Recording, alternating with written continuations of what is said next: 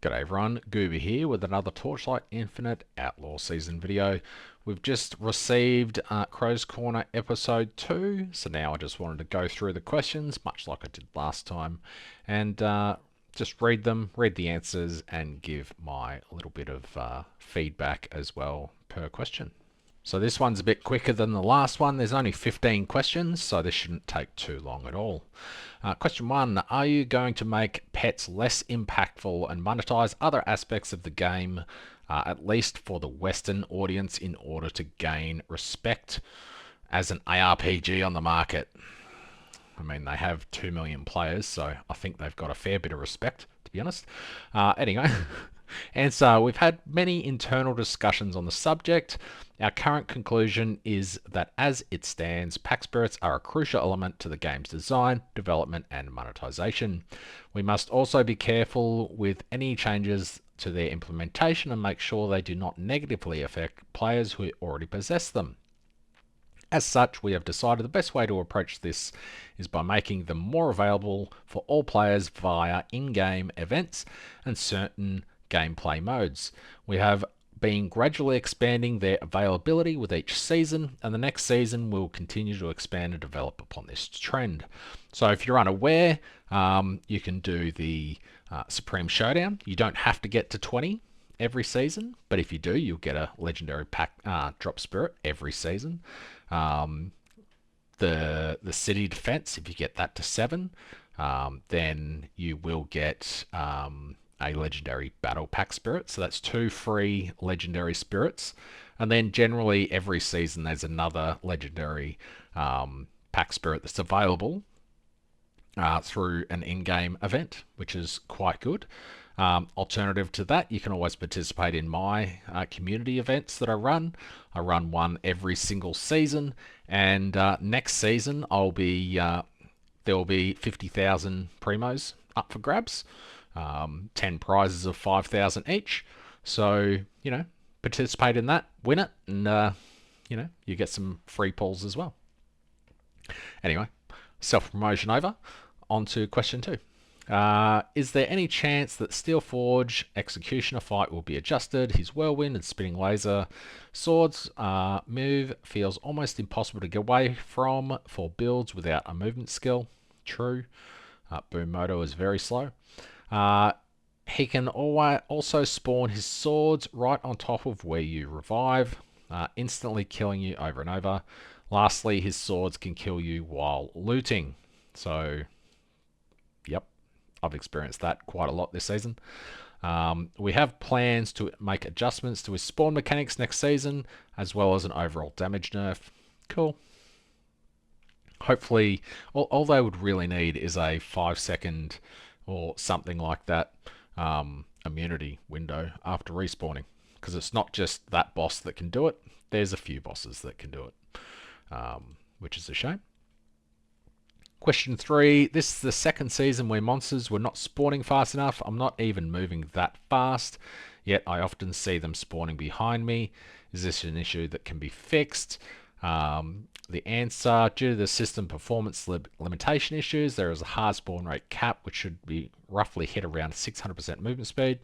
A lot of people don't make it that fast, so I think the main issue here is probably around the God of War followers that spawn. They often spawn way behind where you actually are. If you find yourself well beyond this threshold, contact in-game support. Yeah, I guess if that was asked around God of War followers or something, it probably would have got a different answer. So be more specific in your questions, maybe. Question 4, do you have any plans to rework, update past seasonal mechanics? Some older mechanics like Dark Surge or City of Eterna feel clunky and dated. If they are profitable to play, it feels like you are stuck in an old and unfun gameplay for a while. I've been saying this one for a fair few seasons. Pretty much every other time that I tried City of Eterna, I asked for it to be updated, even just a node that increased the mechanics by 50% or 100% or something like that Would have been so much better. Standing in a circle for 30 seconds is not fun. Waiting for that laser to go round twice is not fun. It's just boring gameplay. The answer, yes. Next season, we'll be revisiting a certain past seasonal mechanic for a revamp. How about we have, in Path of Exile, you had Endless Delve. How about this time we just have Endless Eterna? That'd be cool. We are also in the process of expanding our team. As we have more manpower, we will have more flexibility to revisit past mechanics while also developing new content. That's good. That's a really good little bit there. Obviously, the game is growing, so the team behind it is growing. That'd be bad if they said we're limited with the amount of resources that we have in our team, but they didn't. They did the exact opposite there. Question 5. There are many menus in the game, and the provided tutorial only covers a small handful of them. It can be very difficult as a new player to know which ones are important or relevant, including packed banner pages and in-game shop. It's very confusing to access MTX customization settings as well. Will this be updated in the coming UI rework? They've been talking about the UI rework forever. Our main goal with the UI rework is to bring the game's overall presentation and fidelity up to par with some of our AAA PC only competitors. However, we are unlikely to make massive changes to the menu's logic and operations scheme. The main reasoning being that we don't want to alienate veteran players and force them to relearn the game. This reminds me of when they redid the trade house. Let me just load the game. What is going on? Why is this so laggy? Better fix itself. What is this? I can see the frames. Computer? Hello? Considering I just turned my computer on, this is troubling. And it's a new computer.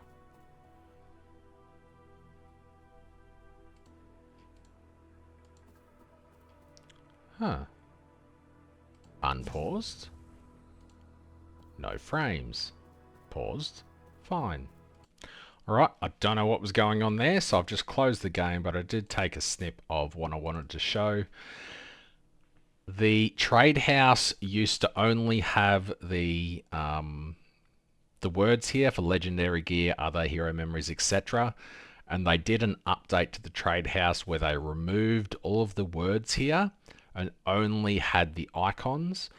And I remember being pretty frustrated for probably half a season because I couldn't, my brain didn't make the connections with what each thing was, you know, before, like if they're together here like this, it's quite easily, you know, search, yeah, whatever, legendary gear, other, maybe that should be not named normal gear.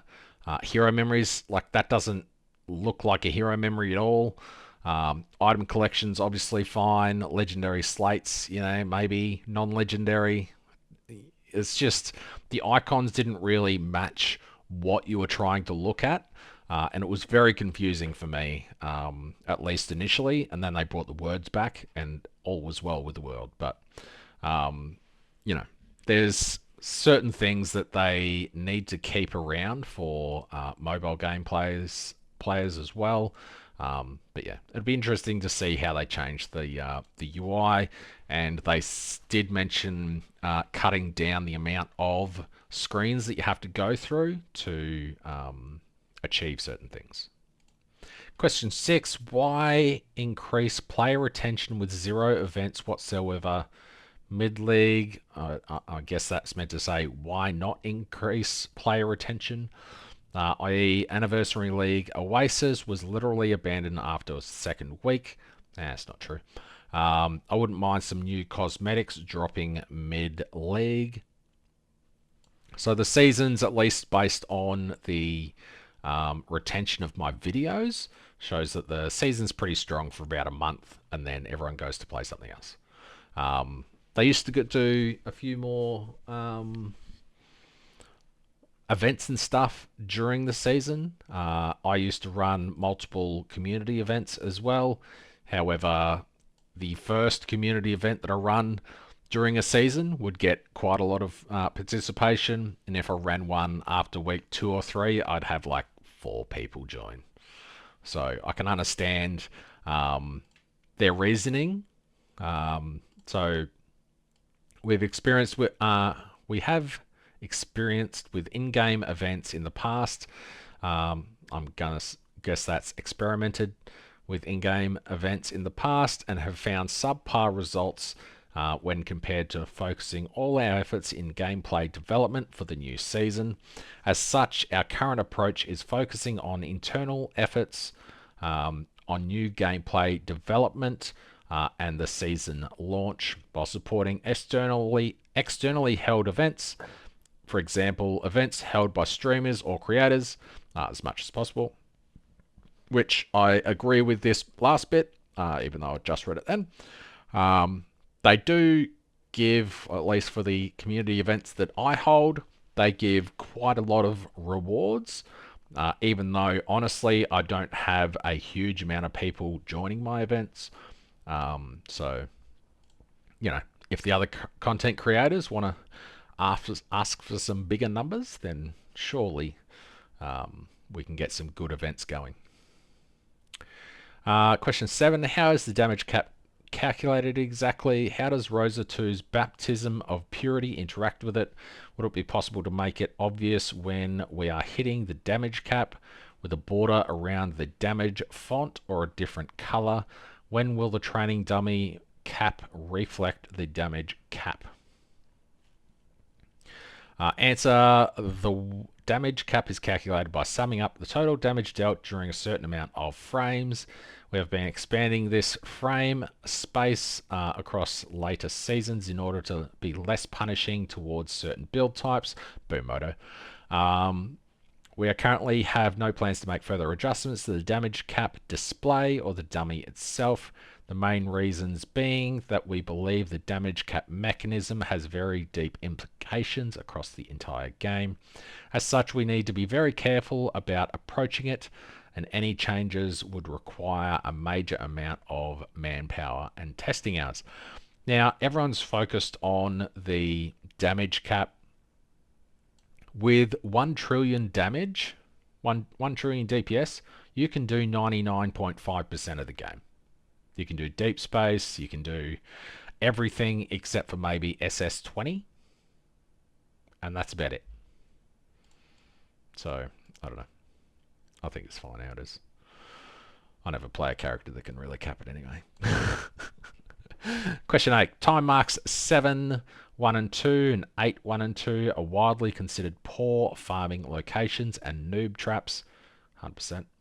Are there any plans to improve the looting in these zones, such as having additional content spawn or increases in drop rates?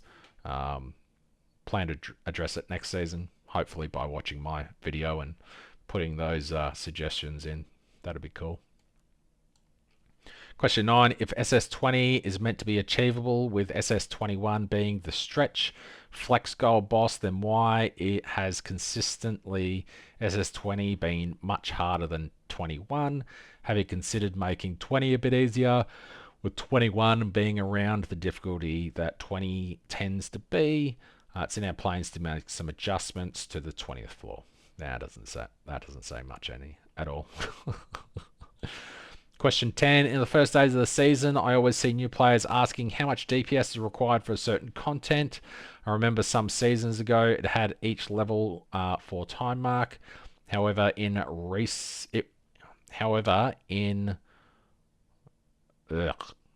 recently it was removed in one of the UI reworks. Would it be possible to add back the help guide for new players? Also add a comment or prefixes to the numbers. Kind of hard to read. Path of Brave recommendation shows 5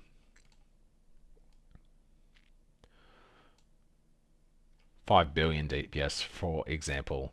Our main reasoning for removing the DPS recommendation was because we found them to be inaccurate, both across seasons and even intra-season based on different builds. Regarding clearer numerical displays, it's part of our ongoing UI rework. So on this, if you have a hit-based character like Boom Moto, you'll require far less DPS than a dot build. But, you know, some sort of guide would be handy, I think. Question 11 is a doozy. Are changes planned for this league or next regarding compasses? I can answer that. No, not this season. They don't make changes mid-season. And map tier difficulty rewards. As someone who enjoys farming the most difficult content in any ARPG, I play Deep Space has felt particularly unrewarding compared to Profound this season. I have tested numerous strategies with Profound, either being similar or better in profit per hour due to the lower investment and significantly faster map time. The compass changes this season has exacerbated the issue. Compass prices for endgame strategies are magnitudes higher than previous seasons, while having less consistent, worse returns and in all of my tests. If the goal is for Deep Space to be where we truly invest in our maps, then the cost and irregular profitability of the most high investment strategies will lock most players entirely to Profound. Yep. They do now anyway. Current Deep Space operational costs fit our expectations, and the corresponding item prices seem to indicate profitability for a large portion of players active in the market. In regards to the profitability of Deep Space, we have to be very careful about balancing it. If Deep Space profitability scales out of proportion, it may very well absolutely kill the profits of Profound players, mostly due to the associated changes in compass prices. Our plans to address this issue is to increase more compass segmentation, which should also lead to a better separation between... No, it's not going to do shit. I mean, now there is separation because there's a limit of 1 of this type of compass. There's your segregation. And yeah, the answer is just all about, oh, we don't want to make Profound too bad. T7 and 8 suck. So they only care about Deep Space and Profound. And the lower time marks where everyone else is, they can just get fucked. Any other pre-seasons? No.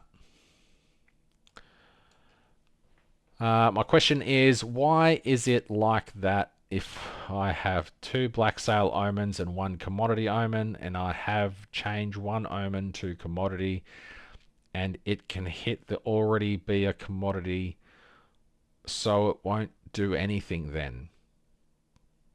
Can this maybe fixed so the change really...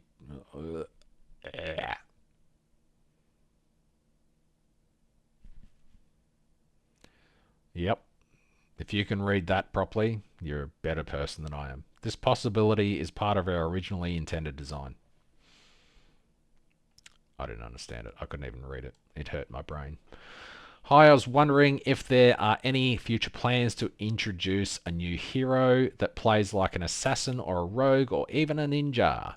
Something focused on dual daggers, high speed melee attacks, Rosa 2, hello, and fast, flashy abilities like Fan of Knives, throwing daggers in all directions, Rosa 2. Some smoke bombs would be really cool too. Sentries. Maybe this concept is too close to Erica, so I'm not sure if it's a valid question, but I'd love to see a truly dagger-focused rogue archetype. It's literally Rosa 2 from this season. Everyone is literally using daggers for 3.5 attacks or 35 attacks per second. Anyway, the actual answer. Well, wouldn't you know? We do have a similar hero under the works. However, we've hit sort of a rough bump in the development process. It's quite difficult to design a character that feels like an assassin while still keeping TLI's zoomy gameplay mechanics and at the same time being differentiated enough from Erica or Rosa 2. I still need some more work before they are good for release. Thank you for your suggestions, Rosa 2. Question 15. Crafting slates sucks ass. Wait, is that what it said? Crafting slates are so punishing. We have to reset. But why the fuck reset? Not working like medium nodes and reset entire slates. Agreed. Are we really supposed to grind for one slate for a week? The game has been like this for years. Game's only been out years. And you still haven't fixed it. Make it simple. Everything is so punishing. Too punishing is a feedback we have often received this season. We have plans to ameliorate. There's that word again. Someone else said it in the last one as well. I didn't understand it. I can't remember what it means. And the overall difficulty curve next season. However, at this point, it is premature to say if this will be achieved via changes to slates. It's very, very simple. Make it so a unifying wedge can reset a single chosen legendary node. I have a video coming up on this subject, and I don't think I've played Torchlight since. I don't know. It definitely made me rage quit for a couple of days. It was the worst experience that I've had this season. Anyway, Summer Crow 1 is the code for some free jagged primos. And if you have other questions, don't forget to submit your question via the link in the Discord. Thanks for watching, and I'll see you in the next one.